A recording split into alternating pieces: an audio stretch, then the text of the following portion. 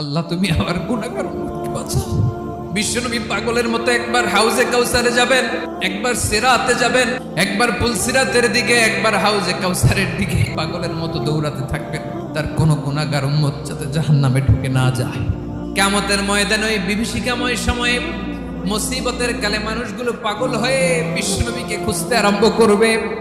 সবাই মিলে বিশ্বনবীর কাছে যেয়ে বলবে, ইয়া রাহমাতাল লিল আলামিন, দেখেন আমাদের কি অবস্থা, সূর্যের আলোতে ঘেমে হয়রান, আজকে কেউ সুপারিশ করতে পারবে না।